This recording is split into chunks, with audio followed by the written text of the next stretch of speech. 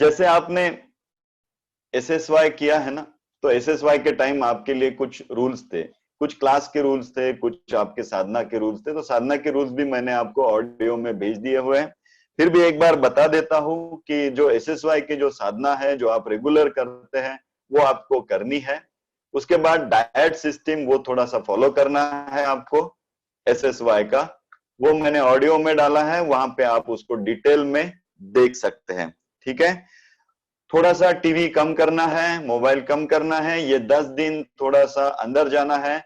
और दिन में एक बार हमें विपश्यना ध्यान करना है। वो कैसे करना है मैं आपको एक ऑडियो भेज के उसके साथ हम रहेंगे।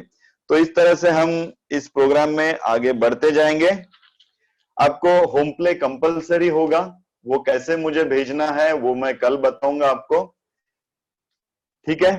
तो हम अभी शुरू करते हैं। आज का उनका जो पद है वो थोड़ा मैं पढ़ के दिखाता हूं।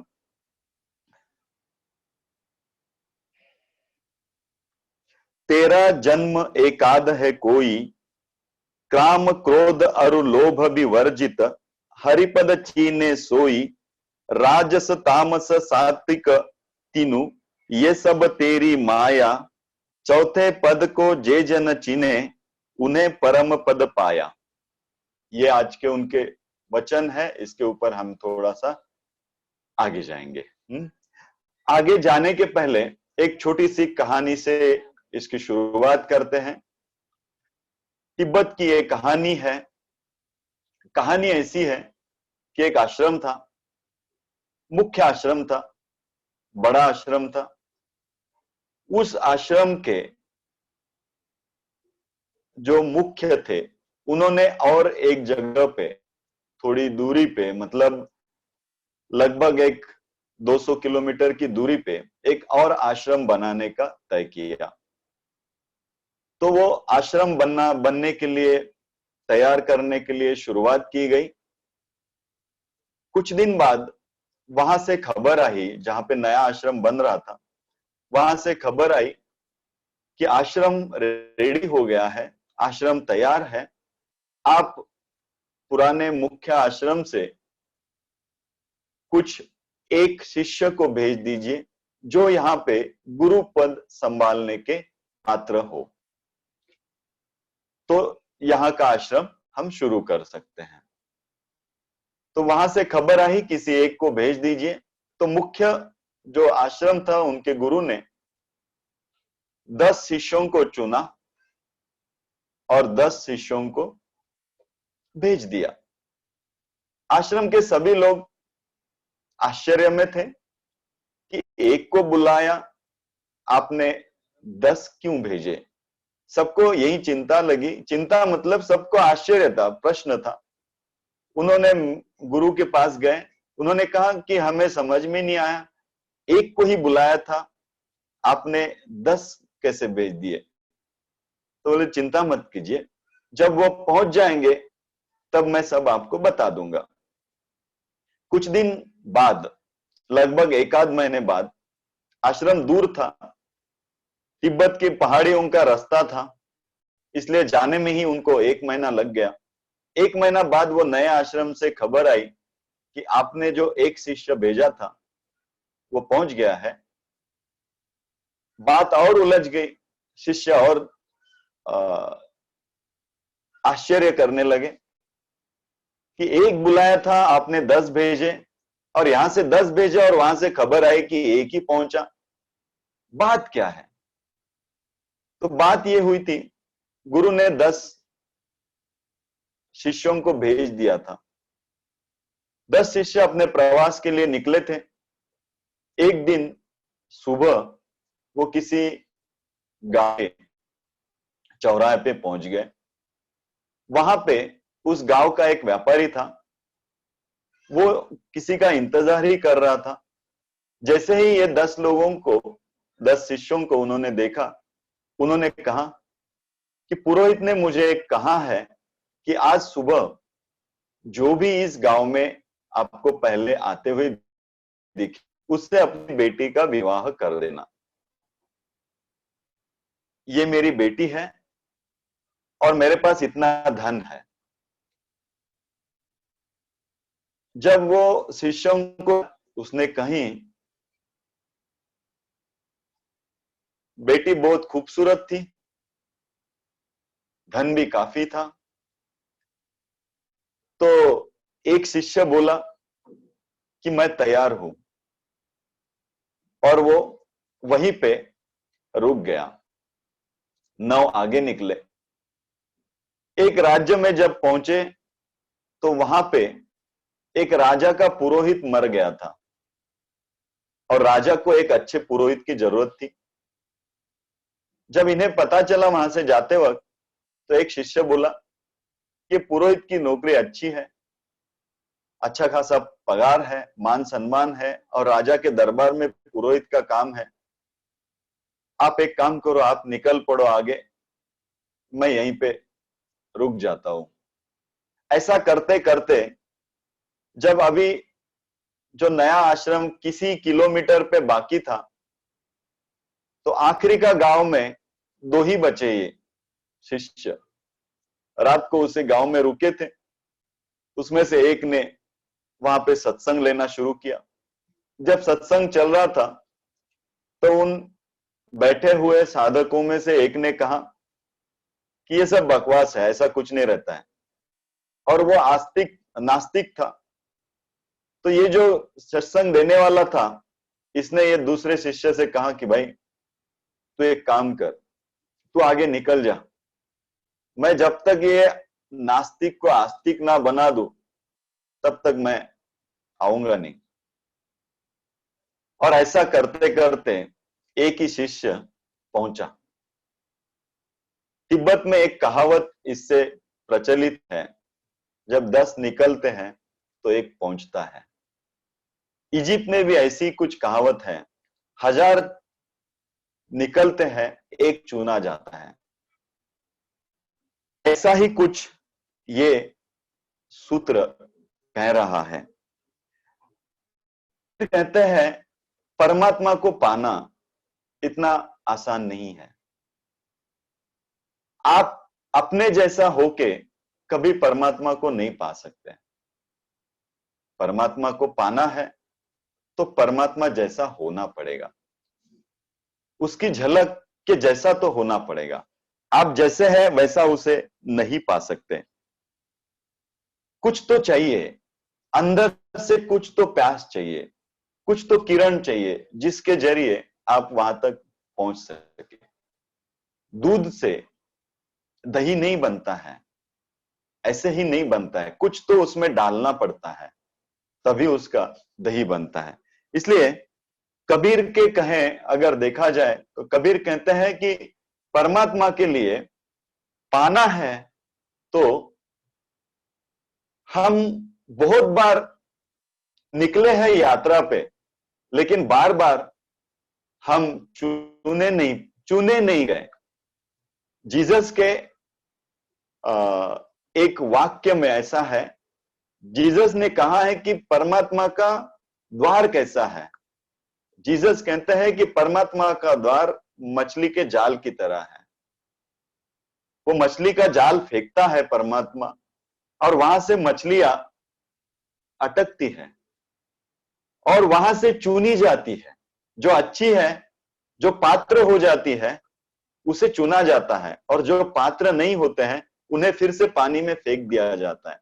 पानी यानी संसार, और मछली का जाल यानी परमात्मा का रास्ता। बहुत बार हम चुने गए, लेकिन हम फिर से पानी में फेंक दिए गए। हम चुने जाते हैं हमारे कारण, राइट। तो कबीर जी का ये कहना, ये थोड़ा सा समझ लेते हैं क्या क्यों ऐसा कह रहे हैं।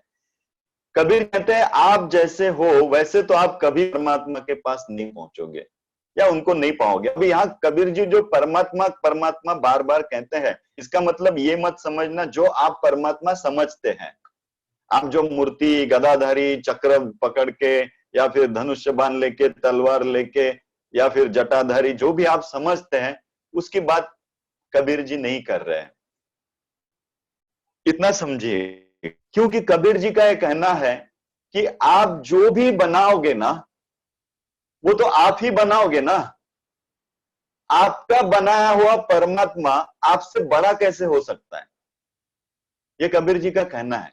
कबीर जी कहते हैं कि आपसे बनाई गई चीज वो आपसे बड़ी तो नहीं हो सकती, क्योंकि वो आप ही का तो रूपांतरण होगा। मूर्तिकार अगर मूर्ति बनाता है तो मूर्तिकार के अंदर जो है उससे तो सुंदर मूर्ति नहीं हो सकती ना, क्योंकि मूर्ति में वही तो प्रकट होगा जो उसके अंदर है। तो उससे सुंदर मूर्ति कैसे हो सकती है? संगीतकार का जो संगीत है वो संगीतकार से तो सुंदर नहीं हो सकता। चित्रकार की जो चित्रकला है वो चित्रकार से सुंदर नहीं हो सकती। और कबीर यही कहते हैं कि आपका परमात्मा आपसे सुंदर कैसे हो सकता है? आप अगर परमात्मा की मूर्ति बनाओगे तो अपना लोभ, काम, क्रोध ये सब तो आप उसमें डालोगे ना, तो आपसे सुंदर आपका परमात्मा कैसे हो सकता है? तो हमसे सुंदर हमारी बनाई हुई चीज नहीं हो सकती है। इसलिए जो भी हम दुनिया में बनाएंगे ना, वो हमारा ही परिवर्तित रूप होगा, वो हमारा ही रूपांतरण होगा। देखो ना, आपको जो परमात्मा भाता है उसको आप पकड़ते हो, तो परमात्मा के लिए आप परमात्मा को पकड़ते हो या आपको भाता है इसलिए आप परमात्मा को पकड़ते हो? देखना, किसी को शंकर भाते हैं, किसी को कृष्ण भाते हैं, किसी को विष्णु भाते हैं, किसी को नारायण भाते हैं। क्या वो है वैसे इसलिए वो आपको भाते हैं, या फिर आपकी अलग पसंद है इसलिए आपको वो भाते हैं?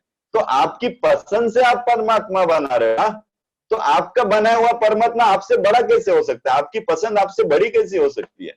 वो तो आपसे छोटी होगी ना। कबीर जी का इशारा कहीं और है। कबीर जी कहते हैं जो मंदिर और मस्जिद जो हमने बनाए हैं ना, वो कहते हैं कि इस दुनिया में मंदिर और मस्जिद ने जितना आदमियों को लड़ाया है उतना किसी चीज ने नहीं लड़ाया है। मतलब आपके बनाए हुए परमात्मा ने जितना इस दुनिया में गड़बड़ की है उतना किसी ने नहीं की है, क्योंकि आपके बनाए हुए परमात्मा में आपकी सारी हिंसा उतरी हुई है। आपके बनाए हुए परमात्मा में आपका सारा लोभ उतरा हुआ है। आपके बनाए हुए परमात्मा में आपका सारा काम उतरा हुआ है, आपका सारा क्रोध उतरा हुआ है। तो आपसे बड़ा वो कैसे हो सकता है? ये बात समझ रहे हैं आप? तो तुम्हारा लोभ, काम, क्रोध यही तो आप अपने परमात्मा से जोड़ दोगे ना। तो कबीर दास कहते हैं कि कस्तूरी कुंडल वसे। हम परमात्मा को जो खोज रहे हैं ना, हमारी अलग अलग भ्रांतियों में, हमारे अलग अलग काम, क्रोध, लोभ, मोह में, हमारे अलग अलग वासनाओं में हम परमात्मा को खोज रहे हैं। हमारे तरह से हम परमात्मा को खोज रहे हैं। कबीर जी कहते हैं कस्तूरी कुंडल वसे। आप बाहर परमात्मा को बना के नहीं खोज पाओगे। परमात्मा आपके अंदर है, हम उसको बाहर ढूंढ रहे हैं, बाहर उसके लिए घूम रहे हैं। जैसे कस्तूरी का जो मृग होता है, उसके नाभि में कस्तूरी होती है।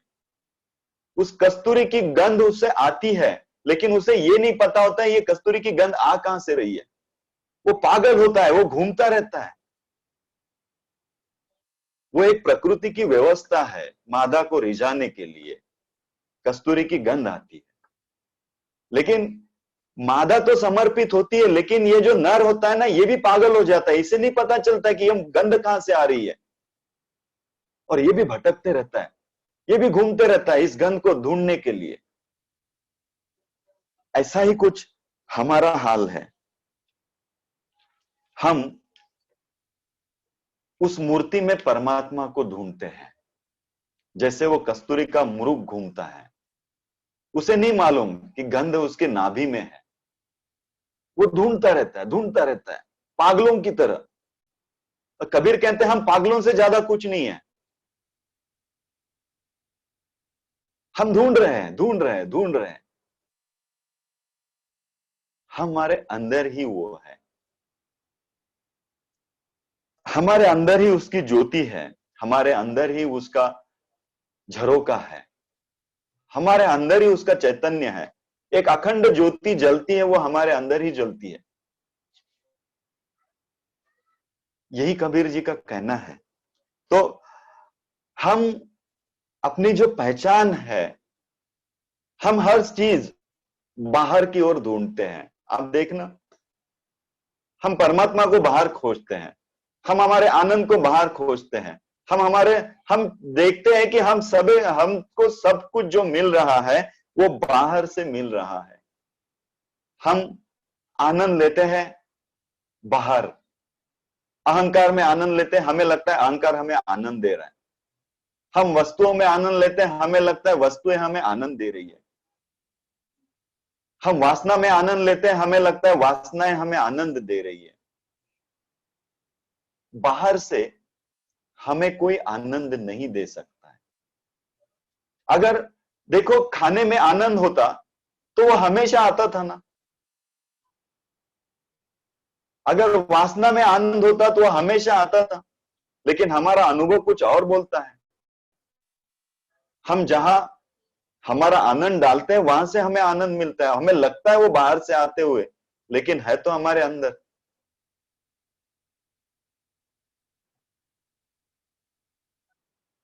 एक कबीर कहते हैं कि आप जो बाहर खोजते हैं ना, वो आपकी प्रतिध्वनि है। आपके अंदर की प्रतिध्वनि आप बाहर खोजते हो, और हम हमारी पहचान बाहर से खोजने लगते हैं। एक छोटी सी कहानी है। एक बार जंगल में एक खरगोश को लोमड़ी ने पकड़ लिया, और लोमड़ी अभी उसको खाने ही जा रही थी, तो खरगोश थोड़ा जंप मार के साइड में हो गया और लोमड़ी को बोला, पहले मुझे एक बात बताओ, तुम लोमड़ी हो इसका पक्का प्रमाण लेके आओ। मैं तैयार हूं शिकार होने के लिए, लेकिन तुम लोमड़ी हो ये कैसे सिद्ध होगा? तभी मैं शिकार होऊंगा, तब तक मैं शिकार नहीं होऊंगा। लोमड़ी भी, पहली बार किसी ने सवाल पूछा था कि तू लोमड़ी है, ये पहले सिद्ध तो कर, प्रमाण पत्र तो लेके आ। तो वो लोमड़ी चली गई। उसने कहा तू रुक यहां पर, मैं शेर के पास जाके आती हूं। वो शेर के पास गई और शेर से कहा ऐसा ऐसा हुआ है, मुझे एक खरगोश ने प्रमाण पत्र मांगा है। शेर ने सर पे हाथ मार लिया। उसने कहा कि ये आदमी की बीमारी जंगल में भी आ गई, जो बाहर से प्रमाण पत्र पूछते हैं। कल एक गधे को मैंने पकड़ा था, वो भी मुझे इसी तरह का सवाल पूछ रहा था कि प्रमाण पत्र लाओ, तुम शेर हो तभी मैं तुम्हारा शिकार होऊंगा। उसने शेर ने एक प्रमाण पत्र बना दिया कि तू लोमड़ी है, और उसको दे दिया। लोमड़ी गई, उसको लगा था कि ये शायद खरगोश निकल जाएगा अपने हाथ से, लेकिन खरगोश बैठा था। जैसे ही लोमड़ी आई, उसने प्रमाण पत्र दिखाया, खरगोश ने ऐसे देखा प्रमाण पत्र फेंका और जंप मारते वहां से भाग गया। लोमड़ी और परेशान हो गई। वो फिर शेर के पास वापिस आई, बोला ऐसा ऐसा हुआ, वो तो प्रमाण पत्र देखा और चला गया, भाग गया, मेरे हाथ से शिकार निकल गया। लेकिन मैं आपको पूछने आई हूं, कल आपने मुझे बोला था कि आपको एक गधा भी ऐसे ही सवाल कर रहा था, तब आपने क्या किया? तो शेर ने कहा, देख, जब मैं भूखा होता हूं तब मैं प्रमाण पत्र नहीं देता हूं, मैं अपनी भूख पहले कर लेता हूं। मैं शिकार करके गधे को खा लिया, और यही बहुत प्रमाण पत्र है कि मैं शेर हूं। बाहर से प्रमाण पत्र की आवश्यकता नहीं, ये बहुत हो गया। लेकिन ये आदमी की बीमारी है जो जंगल में चल रही है। आदमी ऐसा ही है जो हर जगह अपना प्रमाण पत्र पूछता है। आप बाहर से प्रमाण पत्र पूछते हो कि आप कौन हो, आप बाहर से तय करते हो कि हम कौन हैं, हम कैसे हैं। आपको कोई बोल दे आप कितने खूबसूरत दिख रहे हो, तब हमें पता चलता है हम मैं खूबसूरत हूं। आपको कोई बोल दे कि आप बहुत अच्छे हो, तब आपको अच्छा लगता है कि हाँ मैं अच्छा हूं। तो हम बाहर से प्रमाण पत्र खोजने के पीछे लग जाते हैं, क्योंकि हमें हमारी अंदर की कस्तूरी का पता ही नहीं है। हम बाहर से प्रमाण पत्र खोजने के पीछे लगते हैं, और जो बाहर हम आनंद लेते हैं या बाहर जो भी हमें मिलता है ना, वो हमारे अंदर की प्रतिध्वनि है, इससे ज्यादा कुछ नहीं है। एक आदमी खाना खा रहा था, मजा आ रहा था, जलेबी खा रहा था, जलेबी उसको पसंद है, बहुत मजा आ रहा था। उतने में दरवाजे की बेल बजी, बड़े आनंद से खाना खा रहा था, दरवाजे पे बेल बजी और किसी ने बोला कि पुलिस आई है और आपके ऊपर कोई वारंट है और आपको गिरफ्तार करने के लिए आई है। अब जितना रस भोजन में ले रहा था ना, वो सारा रस निकल गया, एक झटके में सारा रस निकल गया, चिंताएं खा गई। और उतने में किसी ने कहा कि अरे मजाक कर रहे थे, कोई पुलिस वुलिस नहीं आई है। अब फिर से भोजन में आनंद आना शुरू हो गया। तो क्या आनंद भोजन में था या आपके अंदर की प्रतिध्वनि थी? हमारे अंदर की प्रतिध्वनि वहां पे थी। तो हमें बाहर से जो मिलता है, हम जो सोचते हैं, बाहर से कुछ नहीं मिलता। बाहर तो हमारी प्रतिध्वनि होती है। आप कितना भी आपको दो, आप अगर अंदर से उदास है तो आप बाहर दुनिया में कहीं भी आनंद नहीं पाएंगे, वो बाहर से आता ही नहीं है। लेकिन हम खोजते बाहर है।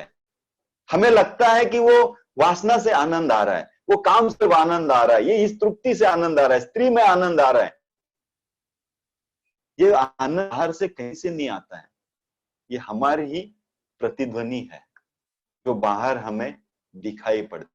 हमारा आनंद बाहर नहीं, ऐसा कबीर जी का कहना है। हम हमारी जय जयकार में आनंद ढूंढते हैं। हमें लगता है लोग जय जयकार कर रहे हैं तो हम वाओ आनंदी महसूस करते हैं अपने आप को। हमें पद मिल जाए, प्रतिष्ठा मिल जाए, मान सम्मान मिल जाए तो हमें आनंद होने लगता है। हम वो आनंद पद में ढूंढते हैं, वो प्रतिष्ठा में ढूंढते हैं, वो जय जयकार में हमारा आनंद ढूंढते हैं। मुझे एक बात बताइए, आप अंदर क्या है इसका कोई बाहर प्रमाण पत्र दे सकता है? आपको दे सकता है? जरा सोचिए, आपको बाहर से कोई प्रमाण पत्र नहीं दे सकता है। आप जो हो वो अंदर कुछ और हो, और बाहर जो देखते हो वो अंदर की ही प्रतिध्वनि है। आप जहां पे भी अपना आनंद डालो, वहां से आपको आनंद आता हुआ दिखाई देगा। हम पैसे में आनंद डालें तो हमें दिखाई देगा कि पैसे से आनंद आ रहा है, लेकिन वो पैसे से नहीं आता है, हमने ही वहां पे डाला हुआ है। हम पद में आनंद डालें तो हमें पद से आता हुआ नजर आएगा, लेकिन वो पद में से नहीं आ रहा है, वो हमारे अंदर से ही आ रहा है। हम जहां पे भी अपना आनंद डालें, वहां से हमें वो आता हुआ नजर आता है, लेकिन वो वहां से आता नहीं है, वो हमारे अंदर ही प्रतिध्वनि है। कस्तूरी कुंडल वसे, बाहर है इसलिए नहीं, तो मेरे अंदर है इसीलिए वो मुझे महसूस हो रहा है। इस बात को जरा समझिए, बहुत बहुत बहुत महत्वपूर्ण है। इसे अगर समझ गए तो बहुत कुछ हम समझ सकते हैं। हमें लगता है बाहर की वजह से हमारे अंदर कुछ आ रहा है, ऐसा नहीं है। तो हमारे अंदर है और हमने वो बाहर प्रतिध्वनि किया है, तो इसलिए महसूस होते वक्त वो वहां से आता है, ऐसे महसूस होता है, वहां से नहीं आता है। ये जीवन की बहुत बड़ी कुंजी है और बहुत बड़ा सीक्रेट है कि यहां पे बाहर कुछ नहीं है। आपका संसार, आपका परमात्मा, आपकी दुनिया, ये आपके ही अंदर की प्रतिध्वनि का रूपांतरण है। जैसा आप देखोगे वैसा आपको दिखेगा। ऐसा नहीं है कि वहां है इसलिए आपको दिख रहा है, ऐसा है कि आपके अंदर है इसलिए बाहर दिख रहा है, बाहर है इसलिए नहीं। इस बात को समझिए। आपके भीतर संगीत है तो आपको दुनिया में चारों ओर संगीत नजर आएगा। आपके भीतर दुख है तो आपके सारे ओर, आपके संसार में आपको दुख नजर आएगा। आप कष्ट महसूस कर रहे हैं तो चारों ओर कष्ट महसूस होंगे। आप जो अंदर महसूस करोगे उसी की प्रतिध्वनि बाहर महसूस होगी। कस्तूरी कुंडल वसे, वो अंदर है, हम ढूंढते बाहर है, हम भागते हैं बाहर, हमारी प्रतिध्वनि को हम देखते हैं कि वहां से हमें मिल रहा है, वहां नहीं है, ये अंदर से मिल रहा है। तो फिर अंदर है ही, तो फिर मिलता क्यों नहीं है, हम पहुंचते क्यों नहीं है? क्योंकि हम उसके जैसे होते नहीं ना, इसलिए हमारी दृष्टि बोलो या फिर हमारी प्रतिध्वनि बोलो या फिर हमारी खोजने की जो दृष्टि है वो बाहर है, वो अगर अंदर की दिशा में ले जाए तो शायद हमें वो महसूस हो। तो कबीर जी कहते हैं 3 ऐसी चीजें हैं जिसकी वजह से हम बाहर उसे खोजते रहते हैं, हम अंदर की ओर उसे खोज नहीं पाते। वो कहते हैं कि पहला है काम, दूसरा है क्रोध और तीसरा है लोभ। काम, क्रोध और लोभ, ये 3 चीजें हैं जो हमें बाहर की ओर भटकाती है। ये तीनों को थोड़ा समझेंगे हम।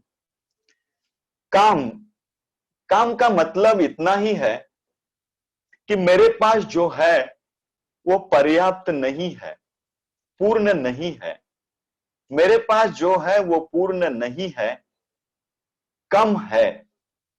ये भाव काम का जन्म है, ये भाव ही काम को जन्म देता है। कोई ये देखता है कि मेरे पास पैसा ज्यादा नहीं है तो वो काम में आनंद लेता है और उसके पीछे भागता है। कोई देखता है कि मुझे मान सम्मान प्रतिष्ठा ज्यादा नहीं, वो कोई उसमें हमारा अपना काम लगाता है। कोई सांसारिक काम में है, कोई सांसारिक कामी बन जाता है, कोई धार्मिक कामी बन जाता है। देखो दोनों ओर कामी ही है। एक और संसार में घूमते जा रहे हैं, संसार के कामी है, वो पद पैसा प्रतिष्ठा में अपना काम लगा रहे हैं, वो सांसारिक कामी हो गए। और कोई है जो सब त्याग के परमात्मा को पाने के पीछे लगे हुए हैं। वो भी तो किसी पाने की चीज में है, क्योंकि वो भी देख रहे हैं कि अंदर नहीं है और वो चाहिए है। इसको समझिएगा। वो बड़े बड़े त्यागी पुरुष जो भी सब छोड़ के बैठे हुए हैं, वो भी तो कुछ पाने के लिए बैठे हुए हैं। वो भी परमात्मा पाना चाहते हैं। वो भी कहते हैं हमने सब त्याग दिया, अब हमें परमात्मा की अपेक्षा है, हम परमात्मा को पाना चाहते हैं। तो वो भी तो देख रहे हैं कि अंदर नहीं है और वो पाना चाहते हैं। और सांसारिक कामी जो है वो भी तो देख रहा है कि मेरे पास नहीं है और मैं पाना चाहता हूं। ये काम है ना, ये काम सबसे पहली अड़चन है। चाह है तब तक काम है, और जब तक चाह रहेगी तब तक हम बाहर घूमते रहेंगे।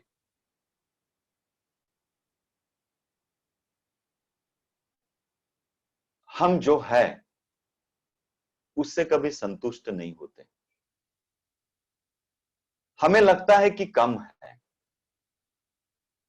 देखो धनी आदमी होता है ना, वो कभी उसके पास कितना है ये नहीं गिनता है, वो हमेशा गिनता है कि उसके पास कितना नहीं है। और जिसके पास नहीं होता है वो तो यही गिनता है कि उसके पास कितना नहीं है। धनी आदमी भी यही गिन रहा है कि उसके पास कितना नहीं है, उसके पास कितना धन है ये नहीं गिनता है, वो कितना नहीं है ये गिनता है। एक साधु थे, उनके पास 2 पति पत्नी आए। पत्नी बड़ी परेशान थी, वो बोल रही थी साधु जी को कि इन्हें जरा समझाइए, वे बड़े टेंशन में रहते हैं, बड़े नाराज है, बड़ा सर पे बोझ लेके रखा है और ऐसी कोई बात नहीं है, लेकिन इन्होंने बहुत सारा सर पे लेके रख दिया है। तो उन्होंने उन पत्नी से पूछा आखिर बात क्या है, क्या हो गया है? जी कुछ नहीं हुआ है, सिर्फ एक बिजनेस था, एक सौदा था जिसमें उनको 10 लाख का फायदा होने की अपेक्षा थी, लेकिन इनको सिर्फ 5 लाख का फायदा हुआ। तो ये एक महीना से सर के ऊपर लेके बैठे कि 5 लाख का नुकसान हुआ। मैं इनको समझा समझा के थक गई कि 5 लाख का फायदा हुआ है। ये हमारी चाह है। जितनी बड़ी चाह उतने हम भिखारी। अभी 10 लाख का ही उन्होंने चाह रखा था, करोड़ों का चाह रखते तो रास्ते पे आ गए होते ना। 10 लाख का चाह रखा तो 5 लाख मिला है, तो 5 लाख का नुकसान हो गया। 1 करोड़ की चाह रखते तो 95 लाख से तो फकीर बन जाते थे, जीते ही नहीं थे। जितनी बड़ी चाह उतने हम भिखारी, राइट ना। हम क्या गिनते हैं हमेशा कि हमारे पास क्या नहीं है। हमारे पास क्या है वो हम कभी गिनते ही नहीं है। और इसीलिए हमेशा इस काम के पीछे इस संसार में भागते रहते हैं। संसार में भागने की कोई गलत नहीं है, लेकिन ये अतृप्त भाव से जिस संसार में हम घूम रहे हैं ना, हम चाहते हैं कि उस अतृप्त भाव को इस संसार हमारा पूरा भरेगा, वो कभी नहीं भर सकता है। आपने देखा है आपकी आज तक कौन सी इच्छाएं पूरी हो गई, आप तृप्त हो गए?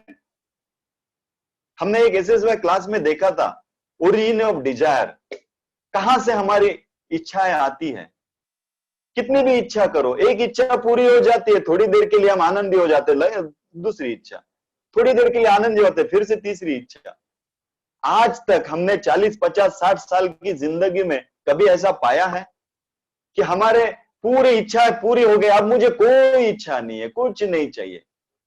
हम जब तक अतृप्त भाव से इस काम से घूमते रहेंगे, हमें बाहर से कभी भी वो आनंद, वो तृप्तता, वो संतुष्टि कभी नहीं आएगी, राइट ना। ये वो गुब्बारे की हवा की तरह है, जितना भरते जाएंगे उतना वो फूलते जाएगा, फूलते जाएगा, फूलते जाएगा। आप हवा भरने को थकते नहीं और वो फूलता जाता है, और आखिरी में एक क्षण तो आता ही है, वो फूट ही जाता है, कुछ नहीं बचता है।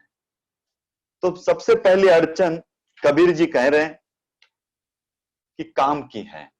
काम का मतलब है कि मेरे पास पर्याप्त नहीं है, कम है ये भाव, और ये भाव ही हमें इस दुनिया में भगाता है।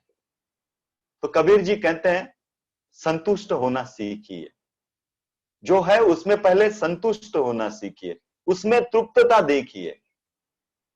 और उसमें भी देखने की जरूरत नहीं, आप पहले से है ही। वो यही कह रहे हैं कि कस्तूरी कुंडल वसे, आपके अंदर है ही, आप पूरे तृप्त ही हो, बाहर से आपको कुछ नहीं मिल रहा है। तो जो भी आ रहा है वो तो आपके लिए मानो जैसे प्रसाद ही है। तो पहले अंदर संतुष्टि, पहले अंदर तृप्त होना सीखिए, और ये तृप्तता का भाव आपको काम से बचाएगा। काम से बचाएगा इसका मतलब दुनिया में आप जो कर रहे हैं उससे आपको रोकेगा नहीं, लेकिन आपके अंदर जो अतृप्ति से आप भाग रहे हैं ना, वो कम से कम होके आप तृप्तता में भागना शुरू करोगे। अंदर से तृप्त हूं और भाग रहा हूं, तब मैं कितना भी आनंद, कितना भी भागू, मुझे कभी दुख नहीं महसूस होगा, मुझे कभी कष्ट नहीं महसूस होंगे। हमें कष्ट मिलते हैं इसलिए कि हम अतृप्ति से भागना शुरू करते हैं। हम अतृप्ति से इस संसार में घूमते रहते हैं। तो अतृप्ति से जो घूम रहे हैं इसका मतलब क्या है, अंदर पूरा भरा हुआ है। वो कस्तूरी का जो भी कस्तूरी है वो हमारे नाभि में अंदर पूरी तरह से भरी है। हम बाहर घूम रहे, बाहर घूम रहे, बाहर देख रहे हैं, और जितना हम बाहर देखते जा रहे हैं उतना हम अंदर से दूर होते जा रहे हैं, उतना हम अंदर से दूर दूर दूर भाग रहे हैं, और हमें लगता है सब बाहर है, अंदर कुछ नहीं है। ये समझ में आ रहा है?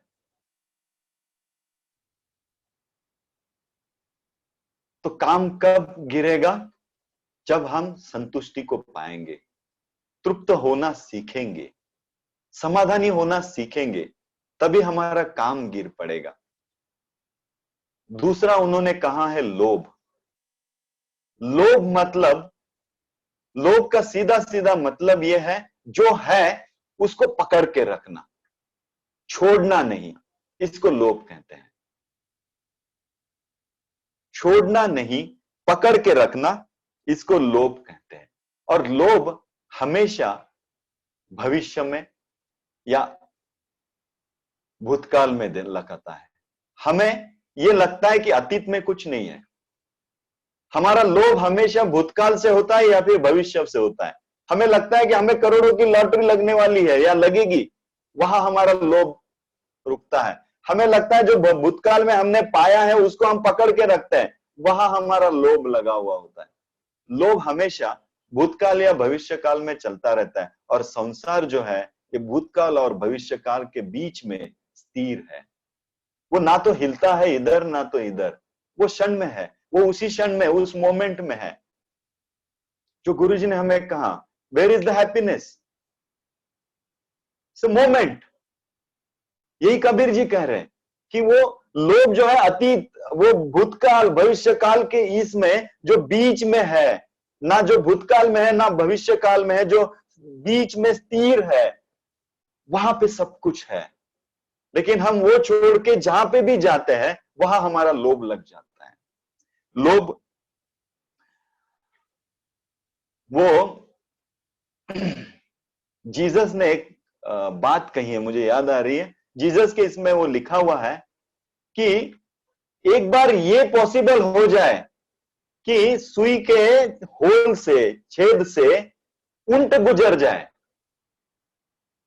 सुई के छेद से ऊंट निकल जाए, ये एक बार पॉसिबल हो सकता है। लेकिन लोभी आदमी परमात्मा को पाले, ये कभी नहीं हो सकता। ऐसा जीसस का वचन है बाइबल में। ये बहुत बहुत सुंदर वचन है कि लोभी आदमी हमेशा भूतकाल और वर्तमान काल में जीता है, तो वो परमात्मा को पाएगा कहां से? परमात्मा ना तो भूतकाल में ना भविष्य काल में। परमात्मा का मतलब अंदर का तृप्त भाव, जो कबीर बता रहे, जो हमने गुरु जी से SSY में सीखा है, राइट? वो ना तो भूतकाल में है ना भविष्य काल में है। ये लोभ हमें जकड़ता है इन दोनों जगह पे। और संसार कहां है? संसार बीच में है।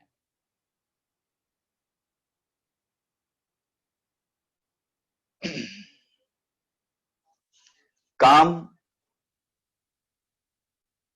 संतोष से गिरता है, और लोभ,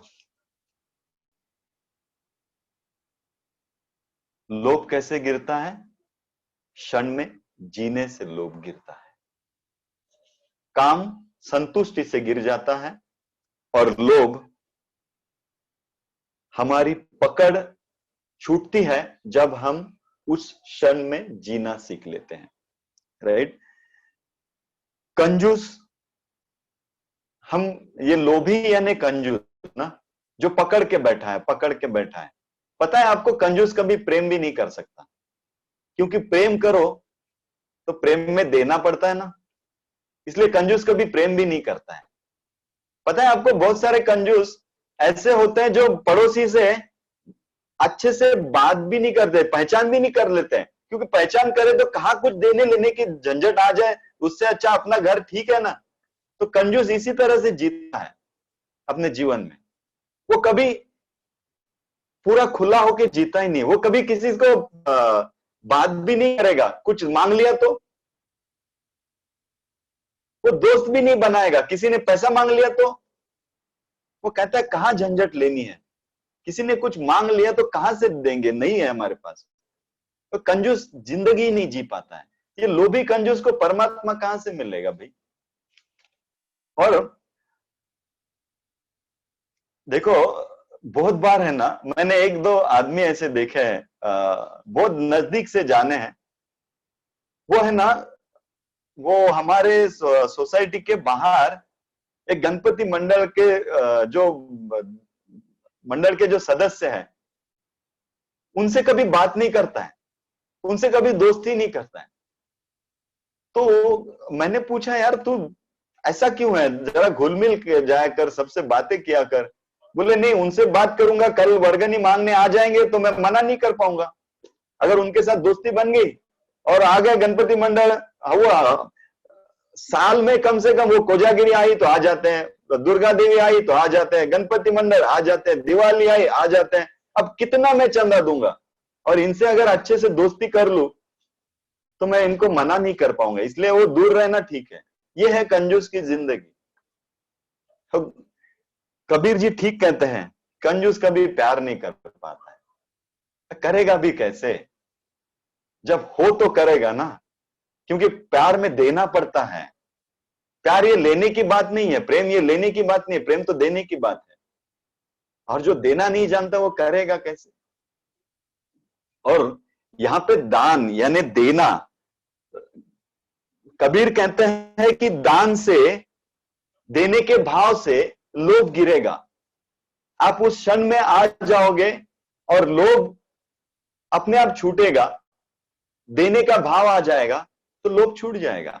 अब देने के भाव में सिर्फ पैसा ही देना चाहिए ऐसा है? आप किसी, कोई बीमार है, उसे मिलने चले गए, फूल लेके गए, तो उस फूल में आपने उसको क्या दिया पता है आपको? आपने अपनी जीवन ऊर्जा उसको थोड़ी सी बांटी।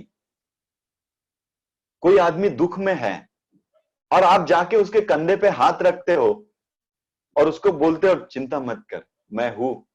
तो पता है आपने क्या बांटा? आपने अपने जीवन ऊर्जा उसके साथ बांटी।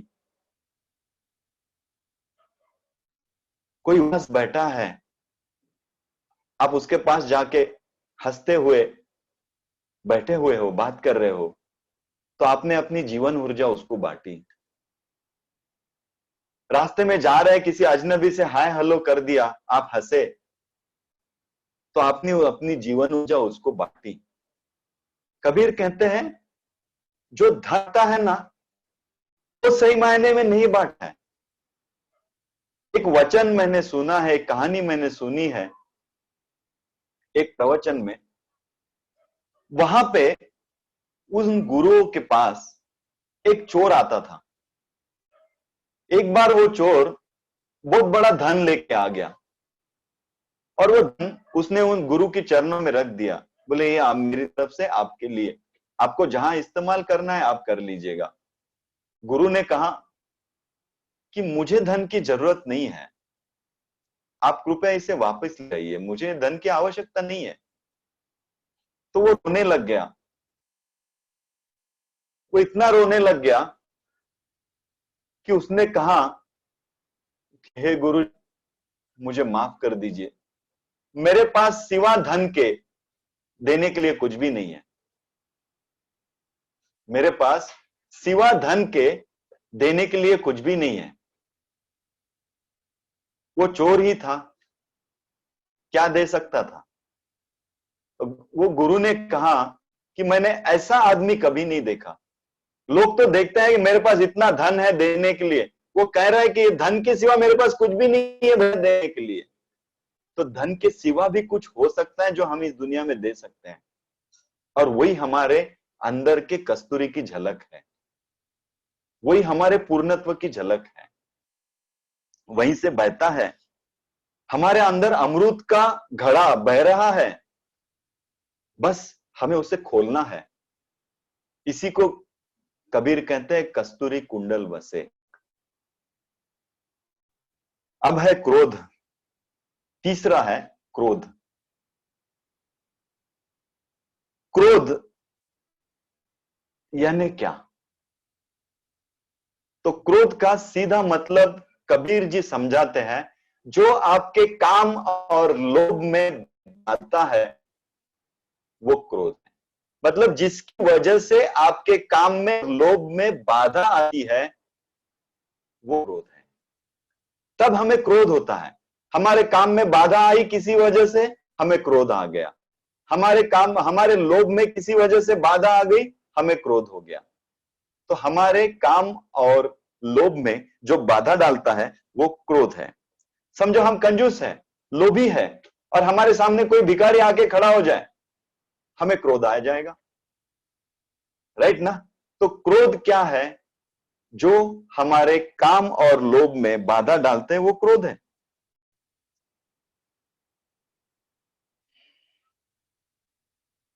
राइट। काम और लोभ, बड़ी प्यारी बात है। हाँ, काम और लोभ अगर मिट जाए तो क्रोध अपने आप मिट जाएगा। बहुत लोग आते हैं कि मुझे बहुत गुस्सा आता है, मुझे बहुत गुस्सा आता है, गुरुजी कुछ बताइए ना, क्या करूं। अब अगर उन्हें समझाए कि काम और लोभ छोड़, स्थिर हो जा, तब तेरा क्रोध जाएगा, तो उसे यह बात समझ में नहीं आती है। क्योंकि काम और क्रोध जो है, ये काम और लोभ से ही जन्म लेता है। जिसको काम नहीं रहा, जो संतुष्ट हो गया, जिसको भविष्य और भूतकाल पे कोई पकड़ ना रही, वो मोमेंट में जीना शुरू हो गया, उसको गुस्सा कहां से आएगा, क्रोध कहां से आएगा भैया? उसको क्रोध नहीं आ सकता है, राइट। इसीलिए आपने देखा होगा एसएसवाई में सबसे पहला इफेक्ट जो समाधि का हो जाता है वो ये हो जाता है कि क्रोध निकल जाता है, क्योंकि हम उस मोमेंट में आ जाते हैं। मतलब जहां काम नहीं बचा, जहां लोभ नहीं बचा, वहां क्रोध नहीं आ सकता है, राइट। तो काम क्रोध लोभ वर्जित वो ही हरिपद पाता है, ऐसे कबीर जी कह रहे हैं। कबीर जी हरिपद के बारे में बोल रहे हैं, हरि के बारे में अभी नहीं बोल रहे हैं। हरिपद मतलब हरि के चरण, जिसका काम लोभ मिट गया, क्रोध मिट गया, वो हरिपद पाए। उसे अंदर परमात्मा के चरणों की थोड़ी सी झलक मिलनी शुरू हो जाती है। ये सूत्र कह रहा है। ना आगे ना पीछे, उसी क्षण में, हरि नहीं तो हरि पद। समझे? जो मैंने तय किया था उसमें से मैं सिर्फ 50% ही 1 घंटे में पहुंच पाया हूं, तो मुझे समझ जाएगा कल तक मुझे कितना प्रिपेयर करना है अपने सेशन के लिए। तो आज कबीर जी की ये बातें हमने जो देखी, एक बात थोड़ी रिवाइज करते हैं। सबसे पहले कबीर जी कह रहे हैं कि 10 निकलते हैं तब एक पहुंचता है। परमात्मा को आप जैसे हो वैसा कभी नहीं पा सकते हो, क्योंकि आप जैसे हो वैसा जो भी आप पाओगे वो तो आपकी प्रतिध्वनि पाओगे, परमात्मा नहीं पाओगे। परमात्मा के लिए आपको परमात्मा जैसा होना पड़ेगा। आप जो भी इस दुनिया में निर्मित करोगे वो आपसे बढ़कर नहीं हो सकता है। फिर वो आपके कृष्ण हो, आपके राम हो, आपके शंकर हो, या जो भी भगवान हो, वो आपने तो निर्मित किए हुए हैं ना, वो आप ही की तो प्रतिध्वनि है ना। तो आपसे सुंदर कैसे हो सकती है? वो तो आपके अंदर है, मूर्ति में नहीं है, वो आपके अंदर बसता है। ये कबीर जी कह रहे हैं, राइट। तो कबीर जी यही कह रहे हैं कि सब कुछ आपके अंदर है, बाहर ढूंढने की जरूरत नहीं। कस्तूरी आपके अंदर है, आप मृग की तरह आप भाग रहे हैं। आनंद बाहर से अंदर नहीं आता है, तो अंदर ही आनंद की जो प्रतीति है वो सिर्फ प्रतिध्वनित होती है बाहर से। आनंद अंदर ही है, राइट। आनंद आपका स्वरूप है। तो आप पद, पैसा, प्रतिष्ठा या जो भी बाहर से आपको मिलता है, वहां से आनंद आपके अंदर नहीं आ रहा है, तो आपके अंदर है वो बाहर है। तो जीवन की कुंजी, सबसे पहले कबीर जी आज के इसमें बता रहे हैं कि जीवन की कुंजी है कि जानो कि सब कुछ अंदर है, बाहर कुछ नहीं है। आपका सारा संसार आपके अंदर है, वो बाहर नहीं है। आपके भीतर का ही संगीत बाहर बजता है। फिर कबीर जी ने कहा है कि 3 अड़चन है इस अंदर के हरि को या हरिपद को या उस परमात्मा की उस ज्योति को पाने के 3 अड़चने उन्होंने कही, काम, क्रोध और लोभ। काम यानी कमी है, इसका भाव। लोभ यानी जो है उसको पकड़ के रखने का भाव। और ये दोनों छूटते हैं तब क्रोध छूट जाता है, या दोनों के इसमें बाधा जहां आती है वहां ये क्रोध है। आज हमने ये तीन चीजें देखी। आज के लिए हम यहीं पे रुकने वाले हैं। इसी के ऊपर आपका कल होम प्ले होगा, जो मैं कल आपको बताऊंगा ऑडियो में। होप जिस तरह से हम शुरुआत कर रहे हैं ये ठीक होगा। आपको इसमें कोई भी प्रश्न रहेंगे वो आप मुझे जरूर पूछिएगा। अब हम आज के आखिरी के पड़ाव में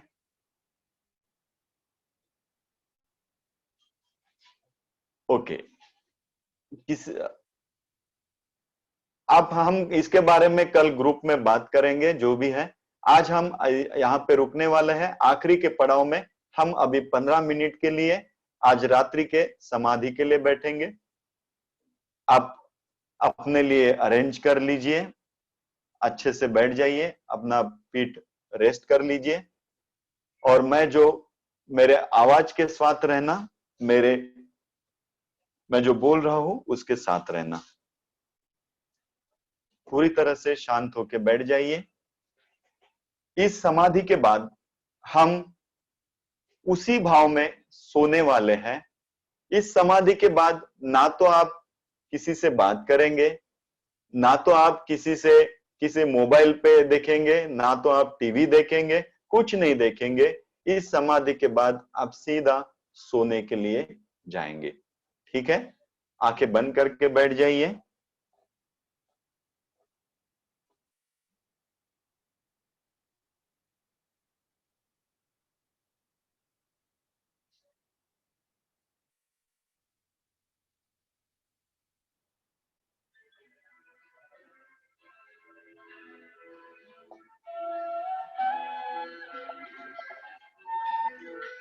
आपका शरीर पूरा शिथिल कर दीजिए।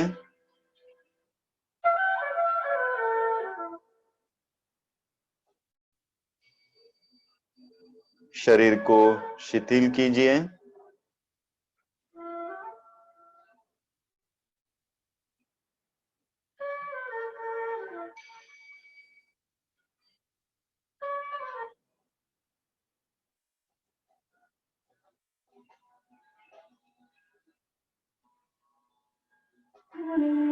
शरीर को जितना ढीला और शिथिल कर सकते हैं उतना ढीला और शिथिल कीजिए।